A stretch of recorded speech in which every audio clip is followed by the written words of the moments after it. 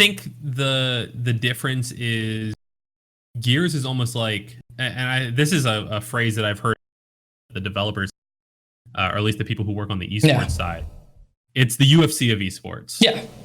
It's the one that's in your face. It's the one that like they want to teach you the stories of the people that are involved, and they're trying to embrace that like very urban and very rough around the edges and very passionate and energetic and in your face culture that is Gears, because the game itself is also a lot of those aspects, while also having the professionalism and the structure that a major esport would have. And the only like model that you can really get both of those is something like UFC. I mean, like you can say WWE, but that's scripted, so you can't.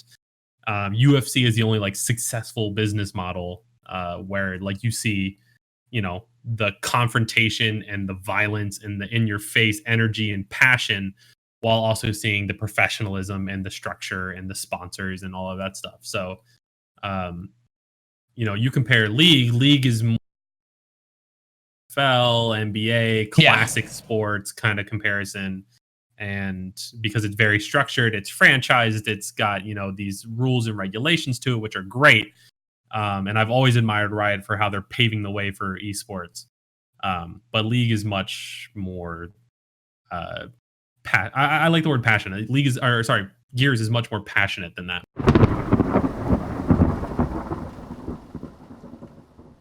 Welcome, ladies and gentlemen, to Deep Dives in the Minds of Esports. My name is Blake Panashevitz, and it gives me great pleasure to introduce my next guest, who is formerly of the Optic Gaming brand with the most dominant Gears of War team in history. Please let me introduce Nicholas Ridgeway, maybe better known as Ashes. Welcome to the show. Hello, thank you for having me, man. So it's my pleasure to be here. So this is kind of crazy, and like just hearing myself say it, like I never knew that your name was Nick. I just always assumed that your parents named you Ashes because it's so synonymous with just who you are. You know, I've actually thought about like, I wonder how hard it would be to legally change my name to Ashes, but I do enjoy being Nick. I kind of enjoy having that like separation of like the people in real life, like family who call me Nick, and then like everybody in the esports world who goes, "Hey Ash" or "Hey Ashes." So I like having that. Yeah, I can understand that. I actually, like, I used to go by, like, a gamer tag name, and then, like, with my job profession, it didn't really make a lot of sense to use it, because everyone calls me by my name anyway, so I kind of swapped over because of that. I always start off the show really easily with asking a pretty easy question to start off the bat. So, I don't know how many people know this, but you used to own a donut shop, which we'll definitely get into more often. But why is the Punchki your favorite donut to make? I'm sorry, the what? Oh my God, Punchki, it's a Polish donut. How do you... Look, so my donut shop was not like your traditional bakery mom and pop donut shop. It was a I grew up in a beach resort area, and my first job ever was in this local donut shop that was actually really well known. It was on Food Network and all of these like television programs, because they were one of the first places that would make cake donuts that were fried hot and fresh to your order. So like they weren't sitting on a shelf. We didn't, pick them off a rack. It was, you came in, you told us what ones you wanted. We turned on the machine, made 12 donuts, and then hand dipped them in the glazes and toppings and whatever. So I did that for like 10 years. And when I started my own, I kind of took that concept, modified the recipe a little bit for some changes I thought made it better. And then we changed the size down to smaller, like little mini donuts, and changed the way we served them to be almost more like an ice cream bar, where you get your little box of mini donuts and we scoop like toppings and stuff on this carton of mini donuts.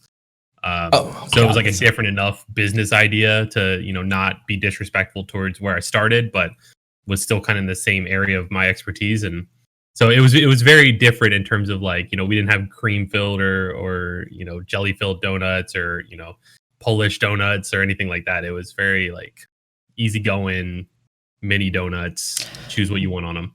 That sounds amazing. I mostly baited you with the question because I'm obviously Polish, and Punchki Day is like a revered holiday for me, that every year I order like 24 Punchkis and I eat them all to myself, which is like just asking for diabetes. But yeah. So I haven't done something similar though. We're gonna kind of get into that. You mentioned that you grew up on a resort town or a beach town, right? Where'd you grow up? I grew up in Ocean City, Maryland. So It's often known as like the Eastern Shore of Maryland. Most people think of like Baltimore, and this is like across the bay from Baltimore. It's like the beach town everyone goes to. Okay, so it must have a ton of tourism in it then. Yeah, it was pretty interesting because I was actually just talking about this the other day with my girlfriend. Right now I'm in like the Dallas-Fort Worth area. So, every day during the weekday, it's traffic. It's just the same. It doesn't matter if it's summer or winter or fall. It's just all 5 days of the weekday, there's traffic. Weekends, the malls are going to be busy. It doesn't matter. And I spent most of my life in Ocean City, Maryland, where it was the 100 days of summer was like the busiest time of the year. And, that's when the town was packed. That's when, the schools are out and everybody's going on vacation, the families and everything.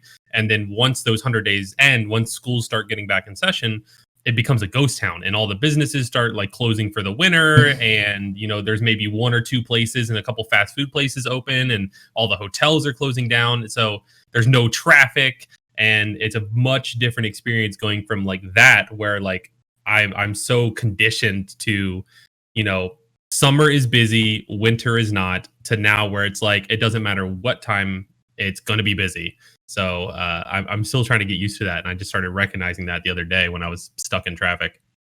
Yeah, that when I lived in LA, the traffic was definitely one of the things, because I'm from a Midwestern little tiny town in Michigan, like Upper Peninsula, Michigan. And so like there's like no traffic at all. And when I lived in LA for a year, it was like, wow, this is just weird. It's like there's so many cars every single day. It's insane.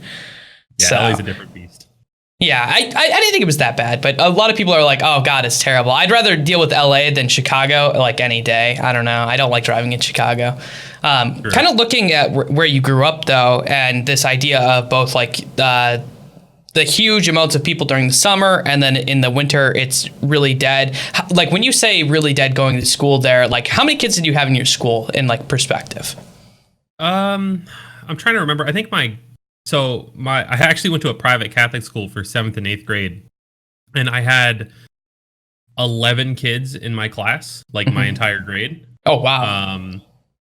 And then when I went back to public school for high school, it was much different. I think I had 400 kids in my grade, and there was 2,000 in the school.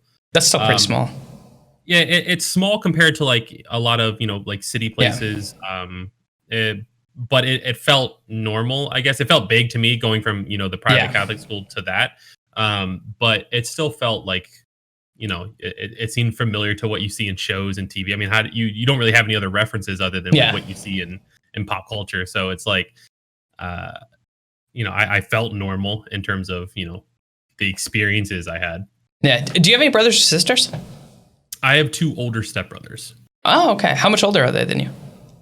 One of them is, I believe, 30. I'm 27, so I think one of them's 31 and the other one's like 36 or 35, somewhere in there.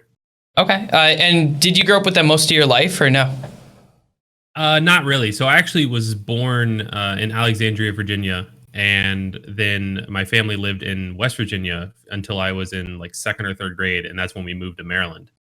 And while we lived in West Virginia, my brothers would spend, some weeks with us and then some weeks with their mother.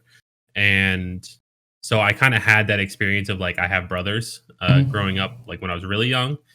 And then when we moved to Maryland, one of them stayed back in West Virginia. One of them kind of came with us. And then he went back for college not long after we like finished building our house and everything. So it really, I'd say the majority of like my adolescent years, I was pretty much like an only child. Just I was aware that there was somewhere in West Virginia my siblings, but I didn't have that experience of like fighting over the Xbox controller. When I was trying to play Halo or stuff like that, it was pretty much me on my own.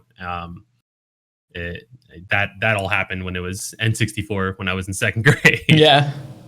So you mentioned that you moved and your parents built their own house. What do your parents do for a living? So my father owns a contracting construction business. Okay. He's like a licensed master plumber and licensed contractor. So he does a lot of construction work, renovations, things like that. And then my mother does a lot of business consulting for doctors' offices and kind of that management back end stuff. So a lot of her work was, commuting back to Washington D.C. or Alexandria with the doctor's office she was working with, and then coming home, and it was kind of like a few days there, and then home for a week, and then a few days there. And then she kind of was able to separate that into being more remote. And then she was one of the people who worked with me on the donut shop. And then until we sold that. So she's kind of had her hands in a lot of different pies, so to speak. But almost all of it is like backhand business development and management. Okay. So you mentioned that you worked in a donut shop for 10 years. Now, we're actually the same age. And like I kind of like, I was looking at like your career because you started doing esports fairly shortly after college, like relatively speaking. That means you would have been doing the donut shop like throughout, like I'm guessing like elementary school into high school, right? Yeah. So I when we lived in West Virginia, we would vacation in Ocean City and in the summer, and one of our traditions was going to this donut shop. And, every year, and I was, first grade, second grade, or even kindergarten. So I wasn't, a person who would like recognize people by name or something. Yeah. I just knew this was the donut lady who gave me donuts every time I went on vacation. So that's why I would call her the donut lady. And there was one summer where she told me, when you're old enough, and if you're able to, you come to me and I'll give you a job. Because I love donuts. I've always loved donuts as a kid, and now, unfortunately. And so then we ended up moving to Ocean City, and I was 13 turning 14, and was old enough to get a work permit from school and like start earning money. So I went to her in the summer, like the right when the schools were starting to be done. And I said, "Hey, I'm the kid who called you the donut lady when I was in first grade. I'm here for that job you offered me." And she brought me on, and they taught me. I started off just, being a cashier kind of thing. And then they taught me how to make the donuts. And by the second summer I worked there, I had keys to the shop at like 15 years old and was like helping like open and close and run it. And, pretty much handling everything short of, staffing and payroll and ordering supplies. And by the time I was 16, 17, I was doing that too.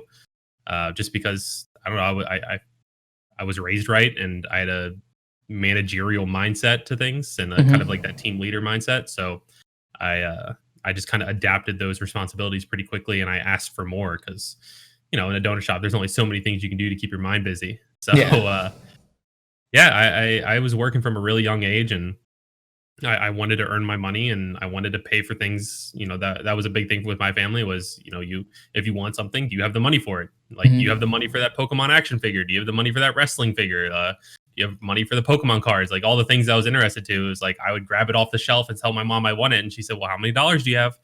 So, I was taught pretty early on that, I'd like the importance of money and saving. And, if I want something, I need to save up for it and be able to afford it. So started working early.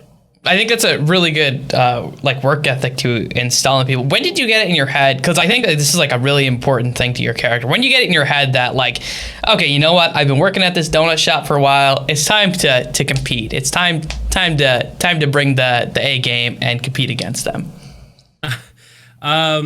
Honestly, like the last 2 or 3 years I was working there, I was already kind of sick of it. It's just, it's repetitive, and I'm the type of person who likes to be challenged.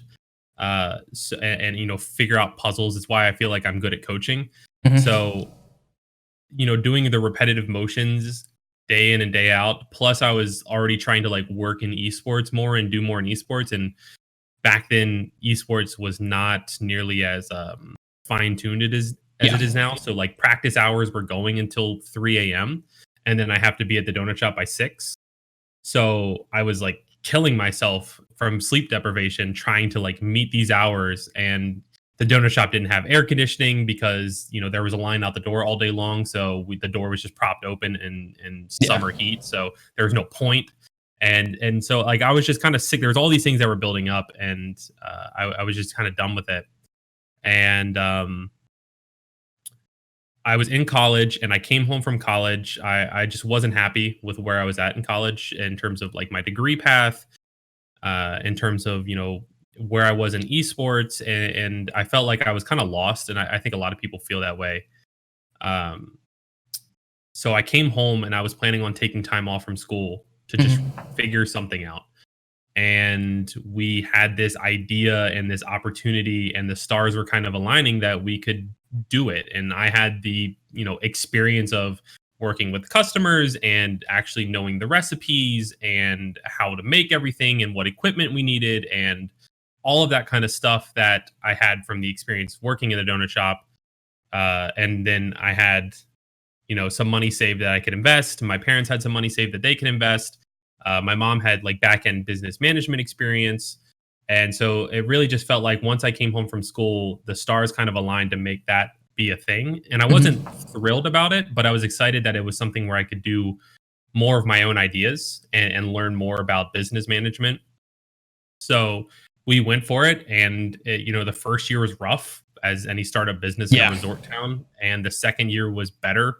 I think we even like broke even the second year, and the third year we like did really well. And then my job in esports was starting to take too much time, and we saw the opportunity to sell it. And we actually, ironically, sold it back to the people who like owned the original donut shop that I started at, because they were super friendly with us throughout the whole thing. Like they didn't have hard feelings. We even talked to them before we started to make sure like we weren't stepping on toes. And we actually sold it back to them, and they kind of rebranded it, but like loved the location and the equipment and everything. So it was actually a really cool process. That's pretty cool. So growing up throughout school, you have this extremely good work ethic. Does this apply to like all facets of your life? Like was school something that you also put that same amount of work ethic to? I should have. I didn't. I just, I think for me, the biggest issue was I was not in the right place in terms of knowing what I wanted to do. Like I knew I wanted to go into games. And when I started college or university, it was 2010. So it wasn't like esports was this big thing that it is now. There wasn't, LCS wasn't even a thing yet. So it was really difficult. I'd been to some MLG events for Gears of War 2 as a competitor, and I'd been to one MLG event for Halo Reach as a competitor. I had never placed well, but I always like dreamed of being, Walshy was the big name at the time. I always dreamed of being like that guy or some of like the big StarCraft pros at the time. But I was never like that good at any of the games I played. I was good, just not that level. But I knew I wanted to work in gaming. Gaming had always been my passion, and one of the like lessons I'm most thankful for my mom instilling in me is, take what you love to do and figure out a way to make money doing it and make a career out of it. And so I was determined to figure out how I could make a career out of gaming. But the only way that seemed possible was going into like game development, game design. So I started off as a computer science major, which was a subject that I loved in high school. And I was doing amazingly in my computer science classes and bombing my math classes. Which it didn't help that, it was a 7 a.m. or 8 a.m. class, and the lady barely spoke English, and her accent was really thick and hard to understand. And I sucked at math anyways. So I was actually like getting feedback from my advisors, like, we don't understand how you're doing so well in your computer science without doing well in math, because they correlate so heavily. And I'm like, I don't know, just this one makes sense and this one doesn't. So they wouldn't let me go forward in computer science anymore because I wasn't doing well in passing the math classes. So I had to change. So I changed to the art side of it, thinking, okay, if I can't do the programming, I'll do like the creating of the worlds and the characters and, all that stuff. The unfortunate part about that is there was a pretty good art program at the school I was at, but that meant there was a lot of like competition. Yeah. And so even though I got accepted, like you had to apply to the art program, and I got accepted because I'm not bad at drawing and art, but I'm not the same level as these people who eat, sleep, and breathe any kind, whatever their art is, whether it be photography or drawing or whatever. And you have to do so many like basic level art courses to then get into the game design styled courses, like the digital art. Yeah. So I'm in, drawing 101, and I'm with people who spend 8 hours a day drawing for fun. So they're coming in with these Mona Lisas that they've created for fun as their project. And I'm coming in with stick figures, and I'm like, well, this sucks. And the really weird thing that actually used to piss me off so much was the art program. Like the way they grade is almost how much the teacher thinks you put effort into it. So it was like they would give you this like list of like things that would like meet certain like the criteria basically for the project, and if you met that criteria would be like the grade. So I'm like, okay, that's what I'm used to in computer science and any other class. You got to do these many things. Like if you write an essay and it's 1,000-word essay, you got to have 1,000 words if you want an A. No. So I am like meeting this criteria to the best of my ability, and like to them, that's the average. So that's a C, and you have to do above and beyond that criteria to earn the B's and the A's and stuff. So it just made the whole subject of art really frustrating. And by the time I got to the classes that were the game design and development classes in the art, section, I was so burnt out on art in general. I just didn't want anything to do. It wasn't what I was wanting to do. And by this point, I'd already become heavily addicted to League of Legends and was trying to compete in that. And was finding that my drive to compete in League of Legends was taking up like all of the time I would normally spend working on schoolwork. So going back to your original question, I thought that was a super long-winded answer. My work ethic was there when I was in college, but it was being put towards esports rather than the actual college coursework, which was admittedly a mistake of mine, but I think it also led me to where I am now. So I don't necessarily regret it. I just regret how I handled it. Yeah, I think that's understandable, because I know that like there was definitely years where the League of Legends addiction hit me too, and I wish that like if I was like today and going back, I think I could have done both. I think I could have like, and I think that's the thing is like I'm looking back and I'm like I feel like nowadays I'm so much used to handling like so much stress and all that. I feel like if I were to go back now and do it, I could just handle both of it. It wouldn't be that big of a deal. But at the time, I don't think it's possible. Exactly. No, I mean at the time I just felt like I'm not happy with the art classes. I'm not happy with the artwork. The grading system doesn't make sense. Like it's not logical to me. Yeah. And League of Legends, I'm enjoying. I'm happy. It makes sense. And at the time, I started playing in 2010. Actually, I started playing because I didn't like Gears of War 3. And my grades weren't good my first semester at college because I got slapped in the face by college. Yeah. And like, the workload and the expectations, I was used to just, cruising by, not having to try and getting straight A's in high school because it's easy. And then in college, nobody cares. So nobody like holds your hand. If you don't show up to class, you don't show up. If you don't try, you got to. So I didn't do that great my first semester in college. And my mom didn't let me take my Xbox back to school when I went back after winter break. So I got back to my dorm room, and it was, the way our dorm room was almost like a small apartment where there was like a small living room and a bathroom with a shower, like that you walked into.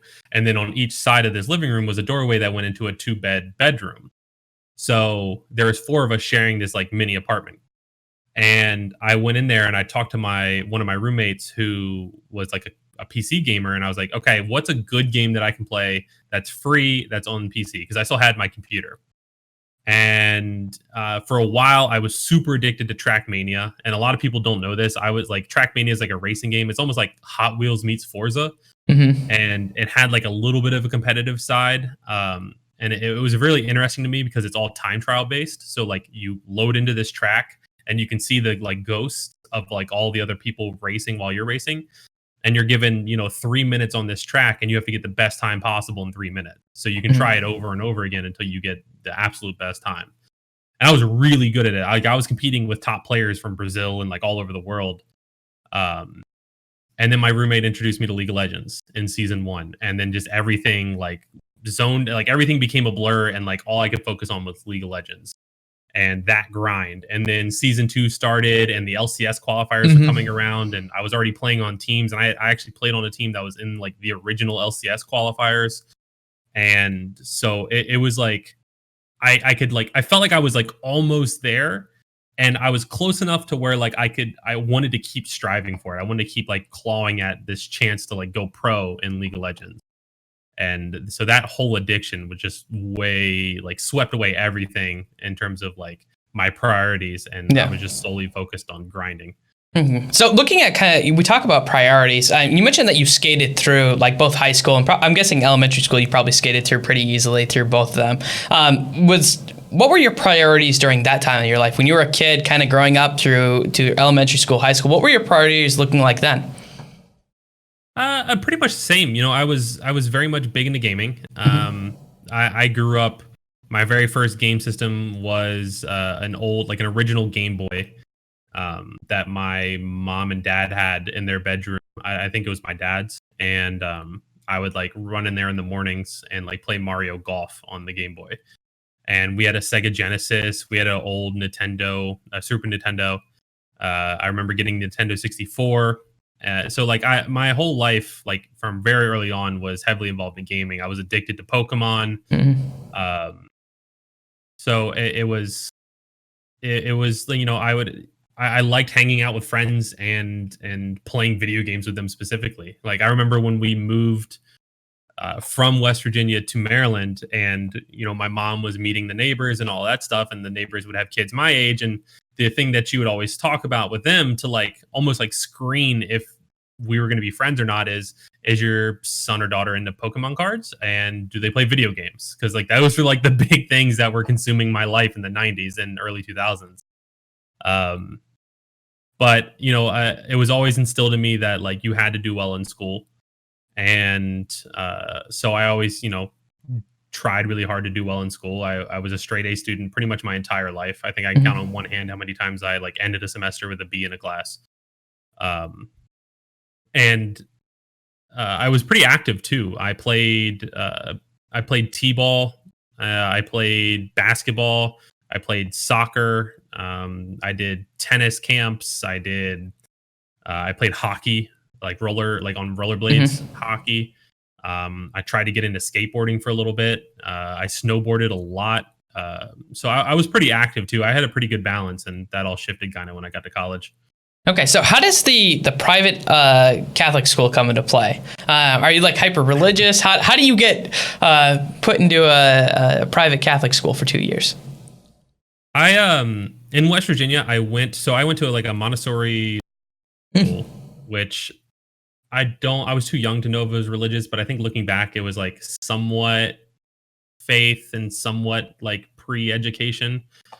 I could be completely wrong, but for early grade school, I went to a private Catholic school.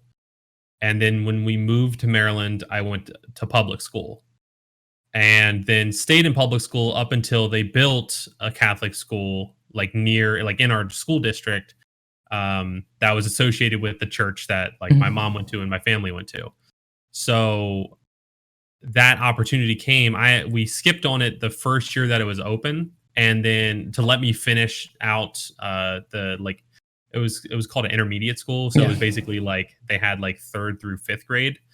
And then once you were done 5th grade, you went to the middle school for 6th, 7th, and 8th. And then I might have this wrong. It might have been like 3rd through 6th, whatever the case was. The middle school was its own grades, and then high school. Yeah. So I was on the year to where I'd be shifting over to the middle school, and there was that opportunity to go to this private Catholic school. My mom was pretty religious, and I was baptized Catholic, and so I had always liked the private school atmosphere a little bit better because I felt like it was more one-on-one time with like teachers, and I felt like just comparing, I was young, but still comparing the differences between being in a public school to being in a Catholic school, I felt like I was able to like grow and develop more at like my own pace in private school than I was in public school. So we just kind of took that opportunity. We knew the class size was going to be really small, and I really enjoyed my time there. There was a lot of things that like are kind of ridiculous about that school. I'm in 7th and 8th grade, and we had recess both those years. We had snack time. We would have like one day a week where like our first class of the day was always canceled because we had to like walk to the church that was attached, like the parking lots were attached, and like go to a mass and then come back. So like there was like a lot of like amenities to being in a private Catholic school that seemed kind of ridiculous, but like yeah, like having a math class where I'm eating snacks is amazing. So, Yeah. or being able to like go outside before lunch and just kind of like play football or something was like, it was like really awesome. And I met like a really good group of people, and a lot of them went to high school with me. So like, it was really cool, like to get that kind of close knit connection. Okay, so kind of looking at the religious aspect, you mentioned your mom was very religious. Was your family religious, or was it mostly just your mom? I think it's my mom and my mom's side of the family. Mm-hmm. My dad's side of the family, not so much, but my mom's side of the family is pretty religious. Okay, so where did you fall in then? Where you, because you mentioned you're extremely logical, and everyone who I've said who's like defined themselves as being extremely logical, normally the religion doesn't play that big of a role in their life. Yeah, I was baptized and confirmed Catholic. You know, I went through the whole process.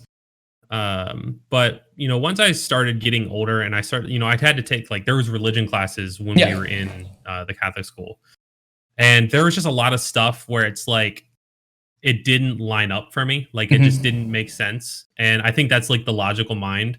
I think a religion is a lot about having faith and believing in things, and maybe, I don't want to say ignoring the logical side, but just, I think taking a like faith or believing in something by definition is almost ignoring logic in some ways.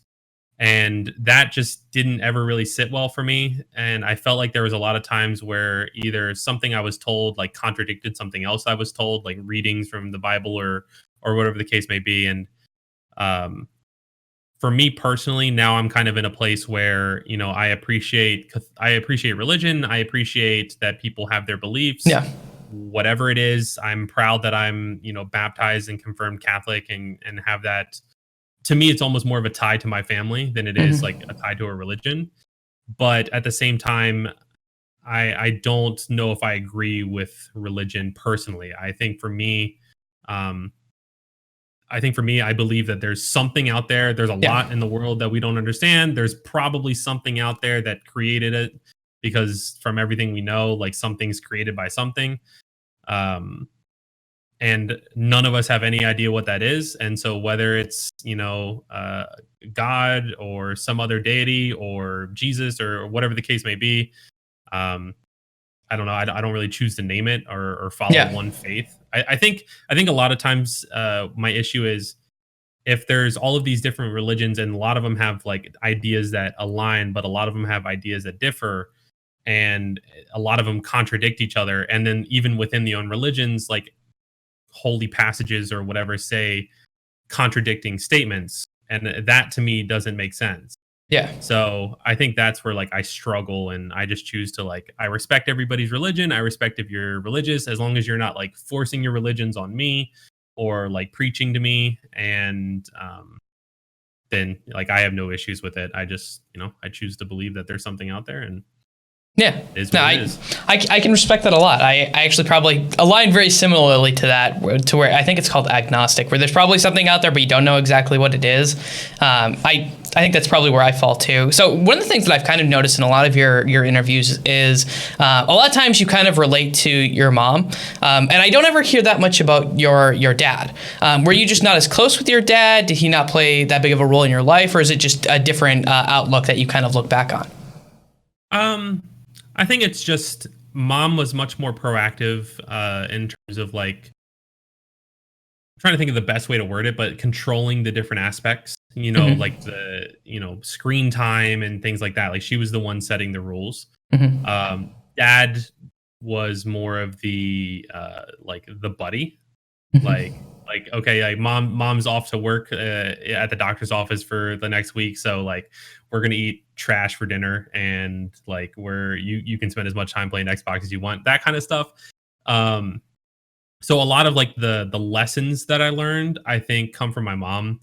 That being said, I think my dad taught me a lot. He's a very hard worker. He almost overworks himself, and especially being in like a construction industry. And I learned a lot about just hard work and, you know, almost keeping your head down and just, you know, letting your quality speak for itself, which I think is something that's helped me a lot in this industry.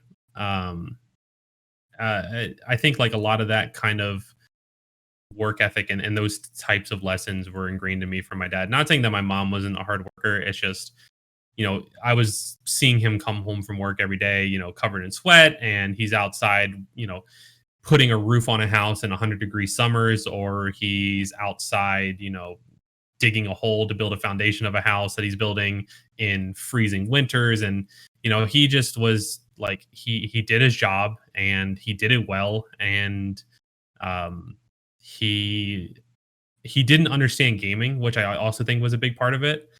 So it wasn't until he realized that this could actually be like a job for Mhm. me that he started to like it clicked for him. Yeah. And he started to like, I don't want to say be more supportive, because he was always like tolerating the fact that I was spending countless hours, but he wasn't like happy about it, because it wasn't, he was kind of like raised as like almost like a farm boy. Yeah. So he didn't understand that as much. He just understood like, you go to work, you get paid, you come home, you eat, you sleep, you repeat, kind of thing. And so, the whole internet and gaming and all of that stuff didn't make sense. And I get it. It didn't make sense to a lot of people. But once he saw me win that first tournament back in 2016, I think that's when he went like, okay, like I see what all those hours were applying towards. And then he's played like a much more like supportive and like he's like one of my biggest fans, Hmm. Okay, so kind of looking at that, did you ever have an option to work with him on the construction business? Because obviously you worked in a donut shop and these other things, but it normally, especially with construction, it's fairly common to bring kids on to help kind of like learn the trade. Was that ever an option for you? Yeah, definitely. I mean, I actually did work with him for one summer, for the entirety of the summer, Hmm. as just basically one of his employees. And because I didn't have like skills of the trade, so to speak, I was more of just like the helping hand on job Yeah. sites, carrying lumber from one place to another, or getting supplies, or whatever the case may be. I hated it. It sucks. It's a lot of like physical hard work, and that was not me by any means. So I have no problem, lifting 50-pound bags of donut flour and stacking them up 10 high and 10 across.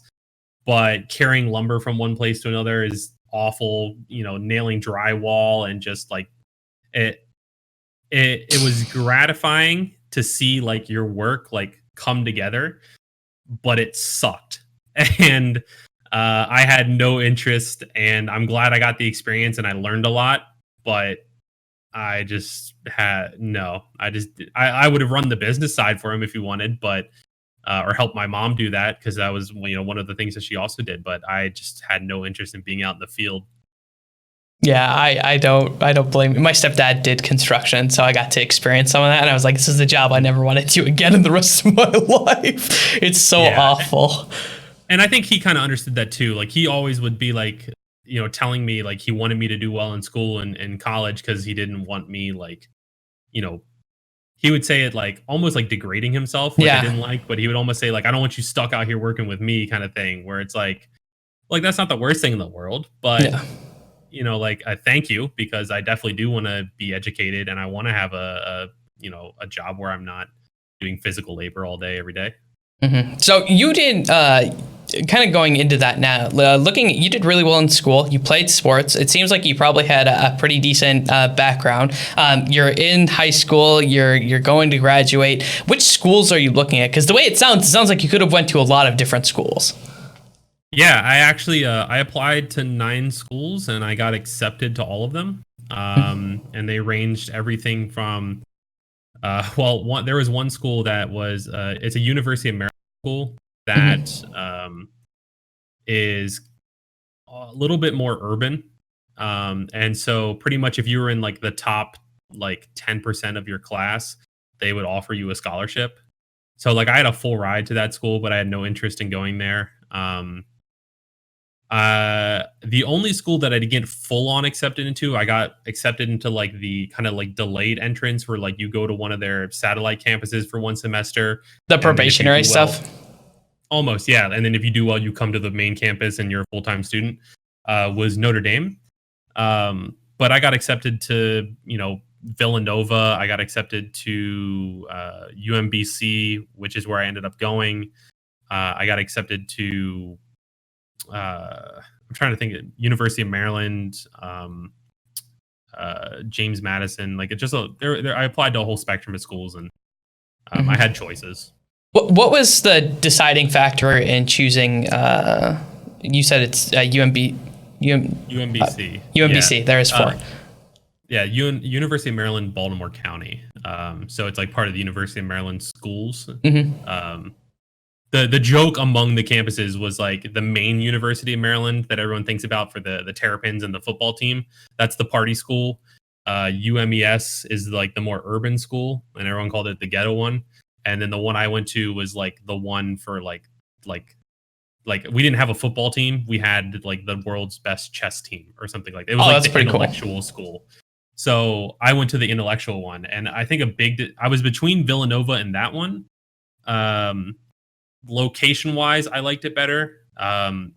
Unfortunately, it was like closer to where my ex lived at the time. So I was like, that was probably a deciding factor I should have ignored. But it was also like close to home while also being far enough away that like my parents couldn't just come stop by. And it had the program that I thought I wanted to get into. It was one of the only schools other than Rochester that had game development. So I was, that's where I thought I was going into. So it was, if I looked purely at that aspect, then it was one of the only 2 schools that was really an option.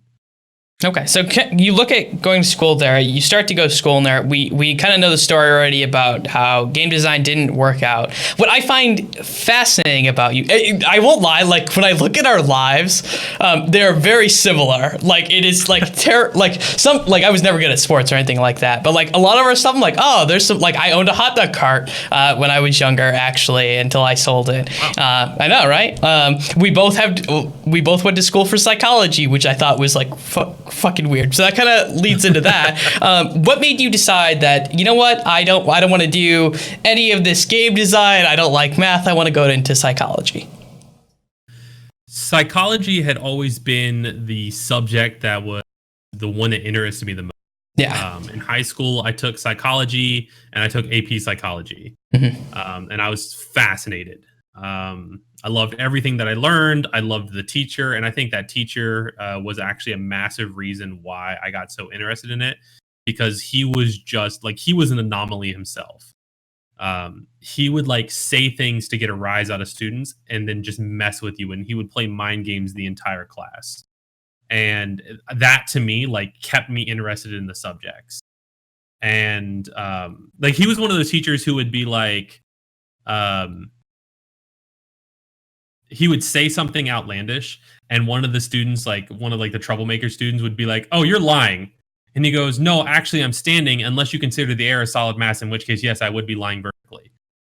And it's like just really weird, quirky things like that, but constantly made him like super fascinating for this also very weird and quirky subject that became fascinating. So I had that in the back of my mind, and then when I was at UMBC, a lot of my like extracurricular courses, like the ones that are like you need I can't ever think of the name of the word for like the credits that you need, but they don't really count towards your degree. Electives. Electives, yes. Yeah. So a lot of my electives, I was choosing psychology classes. So I took abnormal psychology. I even like that was one of the few textbooks I kept. Just because, it's a big book about weird psychology things. Yeah. And those were always my electives, and they were always the classes I just did really well in because they captured my interest, similar to how I was seeing other kids' interest captured in, whatever my main classes were, like the kids who were addicted and loved drawing and art and, whatever the case may be. That was me for psychology, but it was electives, and it didn't make sense for gaming. Because there wasn't esports and there wasn't an esports degree. And so I had to stick to game design.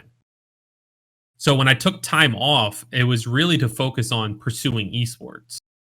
And so I came home. It was actually, the year I was supposed to graduate was 2014. Maybe, and I would have had a crazy year because I switched degree paths one more time before I left. and I switched to technical writing because I'd given up on the art side, and I was like, okay, I love technology and gadgets and, you know, computers and stuff like that. So technological writing is writing about that stuff. And I've always been really good at English and writing. Like I sucked at taking tests, but I could ace an essay if I wrote it 30 minutes before. So I I thought that made sense, and I tried it, and honestly, I didn't give it a really good try. I was so done with school. I was so done with that campus. I was done being a student. I really just wanted to focus on League of Legends, and I was spending most of my time grinding solo queue and practicing with my team. And then like I would not go to class, or if I did, I was a zombie. And it wasn't a good decision. That was probably my only regret from that, is how I treated that semester and what a massive waste of money that was. Yeah. But when I took a break, like that was like the semester where I was like, okay, like I need to stop. And I had like a big talk with my parents that was like, I want to pursue trying to go pro in League of Legends and trying this. And unfortunately, I think my mindset and my work ethic wasn't right at the time. Like I thought it was what I wanted to do, but I had like so many issues going on with like where I was mentally in terms of, you know, like after like so many years of feeling lost and at college and just discouraged. I don't think I was in the right mindset for the grind that going pro as a gamer takes. And I didn't have a good internet connection in Maryland, which made climbing the solo queue ladder pretty much impossible. So that was when like the donut shop idea kind of started, and I started taking a more of a backseat on a lot of the teams I was on and working on the management role, where I was always the team captain as a player. So my thought process was, why not just do the team captain role and let somebody who's better than me and has more time than me do the actual playing. So I'll schedule the practices, I'll enter them into the tournaments, I'll find them coaches, and then I kind of started getting into coaching myself. And I'll let the players who are better than me do the playing, because I was already playing with people who were better than me. And I hated the fact that I felt like I was holding them back. So that started to be a thing, which gave me a lot more free time. So we started the donut shop, and then I really wanted a degree, and I had so many credits in the system. I was literally a semester and a half, 2 semesters away from actually having a degree in pretty much anything I wanted.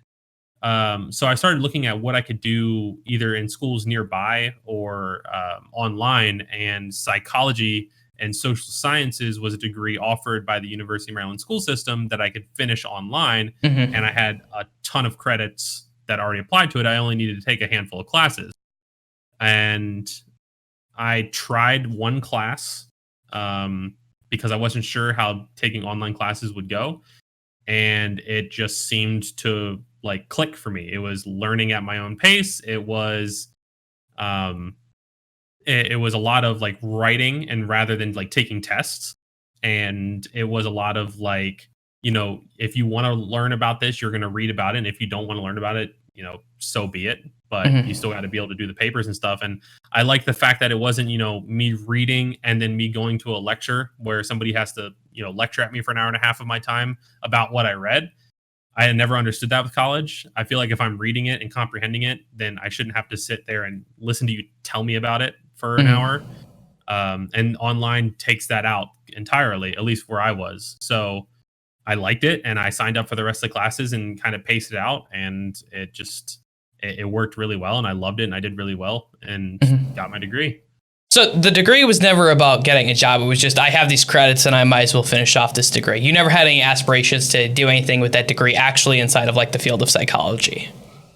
Not really. My thought process was, I'm passionate about psychology, and then the more I worked on it and the more I was doing management work in sports, I realized there's actually like a lot of psychology and social science that goes into esports that people don't really think about. Everyone thinks about, like I was, you know, the either being the player or being the business end or the marketing end now. But realistically, like when you're working with these players and you're working with players of all different backgrounds and all different cultures, and in League of Legends, you know, I had teams where I'd have players from like Korea who were boot camping in the United States, and players from California and New York and whatever. So you have all of these different personalities and mindsets kind of coming together It was really beneficial for me to understand like who the players are, why they think the way they do, be able to build those kind of connections with them so that they could trust me that I had their best interest in mind, and I could trust them in knowing like, hey, I'm going to take care of you. You just got to focus on playing. And if you need anything, you can talk to me. And I think that helped me be really good at my job and give me a lot of opportunities. And then it started to pan out when I came back to Gears. So kind of looking at your League of Legends, I actually started in League of Legends too. I did a little bit of work with RMU for a little bit. And then I was actually interviewing with teams for League of Legends jobs, but then an Overwatch team hired me and I was like, yeah, because obviously I work with only mental stuff. So like the games don't really matter as much for me. So like, I think what is kind of hilarious is that we actually knew someone from League of Legends, and I don't know how influential he was for you, but Marcus Nazarene, I think he goes by, or Promise, I think it was his name back then. He used to do a bunch of coaching. Yeah, so he's actually the one who like got me introduced to like league coaching and doing work with people, because I was studying psychology and I was like, like Weldon Green was just kind of like blowing up at the time, and it like. I was like, that's kind of what I want to do, but I want to do it differently because I don't like the way that this is kind of being done. And so like that was who brought me in. But funny thing, when you mentioned League of Legends, I know you've mentioned this before. You actually have worked with Bishu, which hilariously enough, I've also worked with Bishu because he was on the LA Gladiators. So kind of looking at your career moving forward, what are some of the, like, how far did you make it? You mentioned you got just before, like the league system, the trying out for LCS. How far did you make it, and what was the reason that you decided to leave League of Legends behind? So as a player, I played in the very first LCS. I lost 2, I believe. I lost to I think it was called Treehouse Gaming, and so like back then ESL did weekly for all tournaments. Yeah, that were like every Sunday. And I think it was Treehouse something, and they were like a team that was based out of California. There was like a little like boba cafe type thing that was called Treehouse, and they were a really good team. I don't remember if they ever made a name for themselves professionally, but we lost to them, and then they lost to one of the teams that qualified for LCS. So like I didn't feel too bad about it. I played in the IPL qualifiers. I'm pretty sure actually the videos are still up on YouTube somewhere, where like Hat Person and it was like IPL 5 or IPL 6 were casting like our games, and that was like a huge thing for me. I unfortunately for those we had switched roles the day before because one of the players like had issues and like quit the team randomly, so we had to like use our sub, and then I had to switch roles. But it was like, that was like a little moment for me where I've like, okay, I'm getting there. Like maybe if we hadn't had to switch roles and, you know, whatever. And then I won a MLG online tournament. It was the Dr. Pepper $5,000 like ladder that they had on Game Battles. And I won that with one of my teams. And so that was when I was like, okay, I just made like $1,000 playing League of Legends. I can do this. And like at the time I was like high gold and on a team of all diamonds, but they all like, I was playing support and they all respected me because I IGL'd. So like, even though my mechanics and solo queue weren't there, it like worked really well. And I was actually, my AD carry was he turned into a pretty big streamer. His name was Die44, DYE44. And he was known as like, there was a period of time where he did like only Evelyn to like a Diamond 1 or whatever it was back then. So he like made a name for himself afterwards streaming. But like I had some like pretty good people on my team, and it just stopped. Like I stopped having the time because of school and everything. So in terms of managing and coaching, I worked with a lot of players who ended up going to the LCS or to the NACS. In terms of like, we'd always like qualify for the qualifiers, and then we'd always like lose a match we weren't supposed to. Like the team that I had with Bishu, we lost to TSM Dark, if you remember them, and we lost because of a Baron throw. And it was like one of those matches where like we shouldn't, there was no reason we should have lost. Our team was a pretty stacked roster. I think like 4/5 of that team went to the LCS. And the only one who didn't, he like quit playing.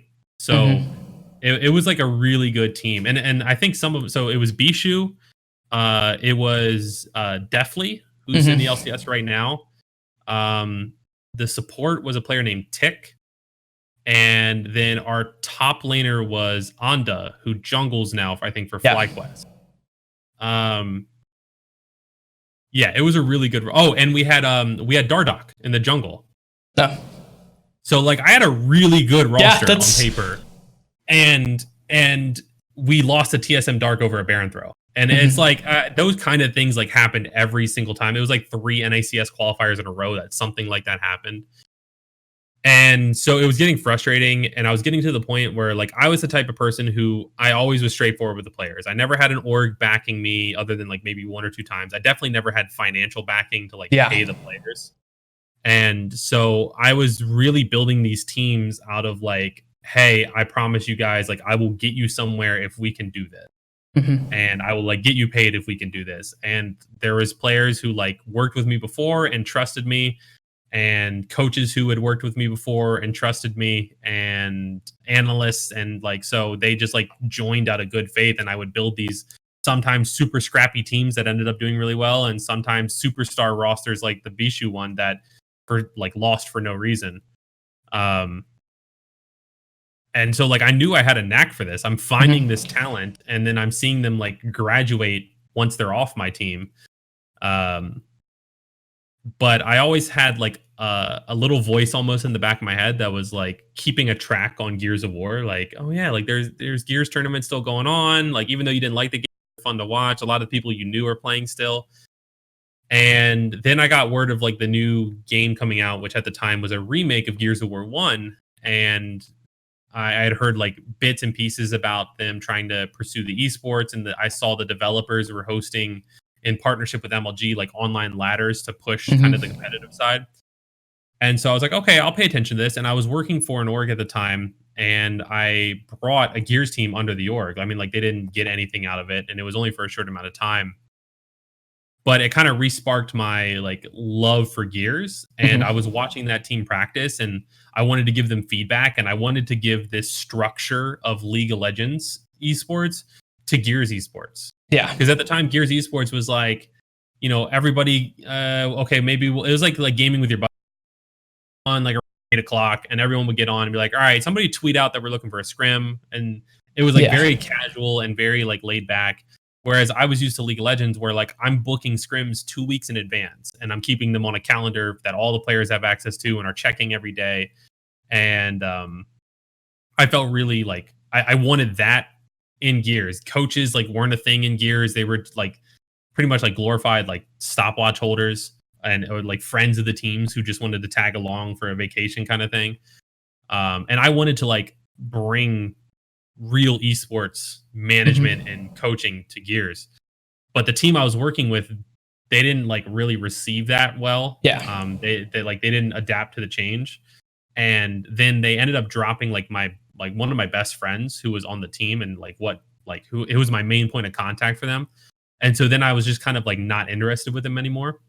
So I backed off, and then I saw the group of guys that I'm working with now. I had heard a little bit about them. I had just heard about like, hey, there's this like crazy young team.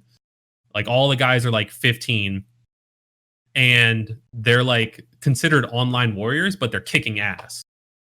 And so I started kind of paying attention and watching them a little bit, and I just saw potential. Like it reminded me of seeing the potential and the excitement that I got finding players like Deathly and finding players like Anda and stuff like that. Finding players like Dardoch, even though he was a pain to work with. And so, no offense to how he is now. This is years ago. And so I got like this kind of like excitement, like there's something here. Like there's something about these kids. They're going to be special. And so I literally just sent a DM, like a Twitter DM randomly to Mental. And I said, hey, my name is Nick. I work in League of Legends. I'm a coach and manager for league teams. I, have contacts to a bunch of orgs. I know that you guys are young. I know that Gears Esports is starting like to become a thing. And I know that you guys are good. And I want to help make sure you guys don't get taken advantage of because you're all 15 and 16 years old. and let me know if you like want my help. And they said sure, and that's like how it started. And then I started like talking to them and being in Skype with them and learning more about who they are and watching their practices, and it just kind of blossomed into this dynasty. Yeah, and so I find this like fascinating. Do you ever have regrets that you didn't try to make? I guess I should ask this first. Did you ever try to make it to like a top tier pro team? Because you were always trying to build a team into the pro scene. But did you ever try to get on just a pro team like a CLG, Dignitas, TSM, anything like that? I think I applied to a job with I don't remember which org, but one of them at one point, and I never heard back. And it might have been like. It might have been like one of the new orgs that like when they came in and like bought an LCS spot kind of thing, and they were like recruiting. I don't remember who it was, and I wish I could, but I always thought it would be cool, and it was a dream job of mine, but it just never panned out, and I didn't have the right connections. Okay.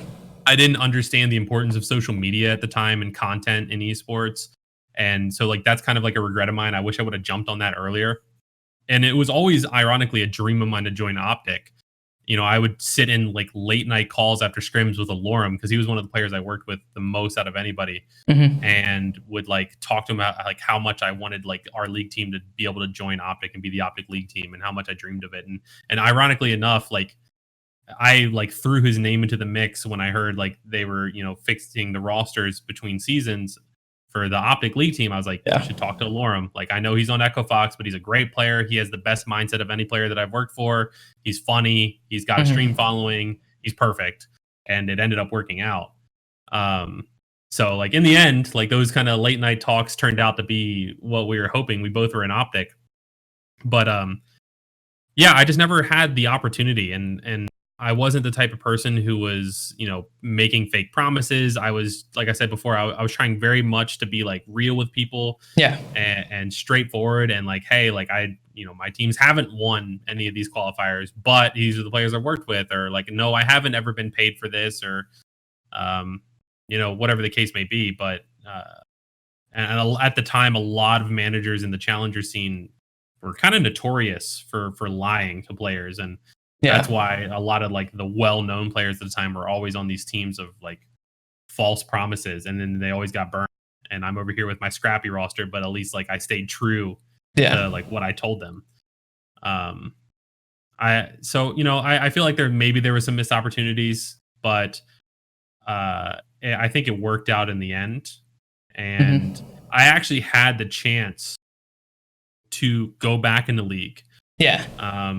When the Optic move to Texas was happening, and they had like announced the partnership to come to like Dallas and the Houston Outlaws and all of that stuff, and the League of Legends spot, I was told that I could go to California, like move to California and work on the league team and be a manager for the league team, because they knew that I had this extensive background in League of Legends, that I knew most of the players.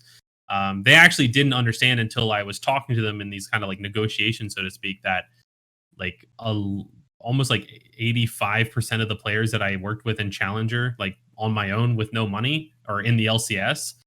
And so when I listed these names, and I guess they like confirmed, they were like, okay, this guy actually knows a lot about League. He's not just a Gears coach. So they offered me to go to California and work with the LCS team. And I turned it down because my thought process was that I wasn't ready to give up working with the Gears team yet, which I would have had to. And the core of Optic, which is like what I had been in love with as a fan and what I'd been like striving to be a part of when we joined, with like, you know, by doing a content and all this stuff, was going to be in Texas. So like I wanted to be closer to that core. I wanted to work my way up that. I wanted to be closer with Hex and like work alongside him and learn from him. And so I thought my best opportunity for that, while also keeping my Gears team, was here in Texas. So I had the opportunity, and you know, it obviously didn't work out. There's no way we could have predicted it the way, but I've gotten to do something special. I've learned a ton, and I still have my Gears team. And so, you know, I want to ask you, brothers to me. because you've been involved with League of Legends and you've been involved in Gears. When I look at Gears, it seems more, I guess the only word that I can think of off the top of my head is like authentic. Like it feels like really close to very personal and like as real to a person as you can get. Whereas the League of Legends, because of like I think franchising probably, as well as some of the PR that kind of goes into it, you feel a lot more separated. Do you think that that's true? I think the difference is Gears is almost like, and this is a phrase that I've heard the developers, or at least the people who work on the esports side. It's the UFC of esports. Yeah. It's the one that's in your face. It's the one that like they want to teach you the stories of the people that are involved, and they're trying to embrace that like very urban and very rough around the edges and very passionate and energetic and in your face culture that is Gears, because the game itself is also a lot of those aspects, while also having the professionalism and the structure that a major esport would have. And the only like model that you can really get both of those is something like UFC. I mean, like you can say WWE, but that's scripted, so you can't. UFC is the only like successful business model where like you see, you know, the confrontation and the violence and the in your face energy and passion, while also seeing the professionalism and the structure and the sponsors and all of that stuff. So, you know, you compare League is more NFL, NBA, classic sports kind of comparison. And because it's very structured, it's franchised, it's got, you know, these rules and regulations to it, which are great. And I've always admired Riot for how they're paving the way for esports. But League is much more, I like the word passionate. Gears is much more passionate than that. Yeah. Okay. I would probably use the word PC for League of Legends because that's what it feels like. But kind of going onto that, looking at the structure side of Gears compared to League of Legends. Obviously, League of Legends has come a long ways, and the structure involved in League of Legends is pretty intense nowadays from like 5 years ago. Do you think that is where Gears is going to be heading as far as like practice and scheduling and setting everything up, or do you think it's already there? It's getting there. It's not where I want it to be. Yeah. And I think that's almost a curse of console esports more than it is just Gears. I would agree with that. I even saw on Twitter the other day where players were complaining about how it's ridiculous that they're not getting on at 2 p.m. for scrims. And I believe it was Marky B who works with Splice, I believe, the Splice Call of Duty team. And he was talking about how he went to the Splice LEC house and saw, you know, they're in the office by 12 and warming up and then getting ready for scrims starting at 1 or 2. So he wished that structure was in Call of Duty, and with Call of Duty franchising, he thinks it will be. Yeah. I don't think it needs that much, especially for a game like Gears, and where we don't have the League, though, you know, who knows what's going to come for Gears 5. I don't think we need that level of structure. But I will say that like where we are now, and I'm going to humble brag here for a second, I think I've been able to like make a lot of changes in Gears esports and set new standards. You'll see a lot more teams having coaches. Some teams even have coaches and analysts. And that really shifted and changed once I entered and people started seeing what I was doing with my team. And I still get stuff, you know, people don't believe that I do anything to my team. They think that I don't deserve to claim that I'm part of the team. And I've been here for 3 years.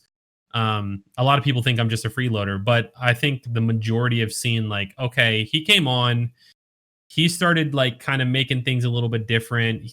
He was the one reaching out and scheduling scrims and trying to schedule for tomorrow, but today. And so like, that's weird. And they're winning. So something's going on over there that's working. And because of that, we've gone from, you know, tweeting out, hey, need a scrim right now, invite, here's my gamer tag, to like with some other coaches have created a DM chat on Twitter, and all the coaches from all the top teams, like the pro teams, are in it, and we'll schedule scrims for the week on like for the upcoming week on like a Saturday or Sunday. And so like there's those strides being taken. I would like to see the norm be teams are getting on earlier, because we're at the point where a lot of these players are salaried. A lot of them don't have other jobs or aren't going to school anymore because they're focusing on this esport. So I would like to see where we're at the point of players getting on at 2 p.m. because right now the scrim blocks are 7 to 9, 9 to 11, and then 11 to 1 a.m. Eastern. So I'm central. I'm done by midnight, but that still sucks if you want to be an adult and like be able to wake up in the morning and go to the gym and stream and like do all the other responsibilities that I have or want to have. So I'd like to see it shift where like we're done by 10 p.m. and I could go to the gym and go to bed kind of thing, or have time to stream after practice, similar to how professional teams do it. But we're not quite there yet. You have to have a few teams buy into it for the rest of the teams to buy into it. And hopefully for Gears 5, we'll see that change. Mm-hmm. So if you had to pick one thing for the structure of Gears of War that you would like to see change, is it that the time slot, or is there something bigger you think that needs to be fundamentally changed? I think that the developers of Gears, the Coalition, are doing an amazing job creating content series and things around the pro teams to promote esports. That being said, I think that there's a lot more that could be done. Mm-hmm. And I think that a lot of the things they have done don't really reflect or tell stories that should be told. And I think that also falls on the orgs that are involved too. Mm-hmm. And I don't know everything that's in store for Gears 5. But I think that just, for example, we just had the E-League documentary series, and it was amazing. And it was an awesome opportunity to have, I was on television because I was a coach of a Gears of War team, or I am a coach of a Gears of War team. Having those opportunities is amazing. And they were able to take, identify some players from some top teams and focus on stories and background story to kind of build those characters. That being said, I think that there were stories that weren't told and then certain narratives that were forced. Mm-hmm. And I wish that it was more organic. And I'm going to relate to their own comparison of the UFC of esports. I love the UFC personally, and I love the content that they put out on YouTube around their fighters, around the fighters' preparations for events, and just, the behind the scenes and the press conferences. And I wish that we had that. I wish that we knew an event was coming up and the Coalition hosted a press conference where all the players sat and were prompted questions from audience and from, just generated questions where they had the chance to give each other some back and forth and maybe talk a little bit of trash and maybe have some rivalries flare up a little bit and some egos and some pride. Like, I feel like if you're going to go down this path and call yourself the UFC of esports, embrace that nature and do organic content around the stories that are there rather than try to force compelling narratives that like may be there but are a little bit over dramatized than they really are. So I think the right steps are being taken. I just would like to see them almost refocused on what's actually there rather than manufacturing some things. Mm-hmm. So one of the questions I kind of wanted to ask you about your Gears of War team, and really Gears of War kind of in general, is one of the common things with like League of Legends or Overwatch or all these other different games is a lot of times you have major roster changes over time, whereas with your guys and specifically your team, you guys didn't really do a ton of roster changes at all. A lot of them were like people decided that they wanted to leave or quit or retire, but your core roster has been pretty much the same for the last 3 years now? 3.5 years? We've kind of, that's one of the bragging points I've been actually when talking to orgs recently. Our team, I joined in September of 2015 is when, and the roster at that time was Explosive, Mental, Solars, and Lava. Yeah. And we were that roster for a good while until Solars had to leave the team for personal reasons. And so that was actually when he left right before the event and the rosters were already locked. So I had to sub in for that event. At that event, we knew that Gears of War 4, the next game, was going to go from 4v4 to 5v5. So we already knew the amateur player that we wanted We had like weighed all of our options. We knew the guy that we wanted, Summons. We had already talked to him. In fact, we like at the event, we convinced ESL, since I had to sub in, to fly him out as our coach, because we were trying to get him to let us use him as a sub. And they said because he had won like the amateur series, he couldn't play in a pro match. So he came out as our coach, and I played. But at that event, we filmed the announcement of why we were picking him up. Like I had this whole, we sat in the hotel room and I interviewed every player of like what they were looking for in a teammate. And it was a great video. And it was our announcement of, we picked up Summons, this like quote unquote amateur player, as our fifth for Gears of War 4. And the bloopers were hysterical, and he fits really well with the team. And he's known these guys for a long time because he's been around for a while. And we also had to replace our other player until we had grabbed another pro from another team, Kenny. And we kept that roster for a while. And then some, again, like kind of personal real life issues started flaring up with one of our players. And we came to the point where we had to make a choice. And we had given kind of like we tried to provide a lot of help, and we've been having issues for a while. And then we lost Mexico. And going into Mexico, a lot of people think that we lost the event, the very first season 1 Mexico of Gears of War 4.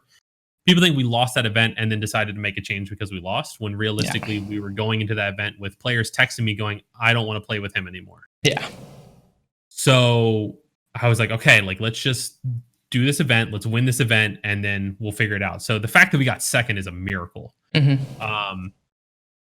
We came home from that event, and I actually I was on a plane, landed, and I got cell phone connection back and saw like our group chat blowing up, where one of the players basically gave that other player an ultimatum of like, you deal with your real life stuff and stay on the team, or you don't and you're off the team.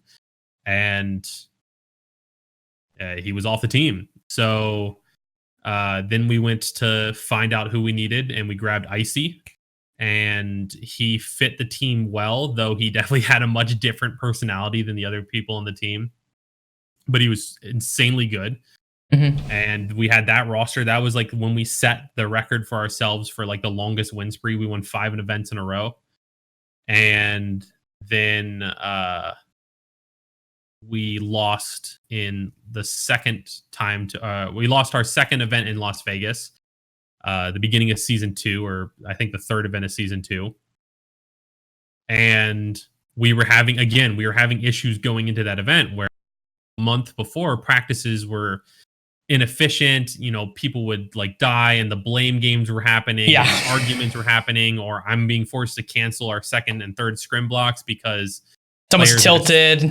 Yeah. Again, they're getting off and stuff like that. And, we were actually living in the same apartment complex in Dallas at this point. So we should have been able to like handle these issues in person, but like they're still young. Like they're older than when I joined, but they're still young guys. And, when tempers are flaring up and stuff like that, there's not a lot you can really do. Yeah.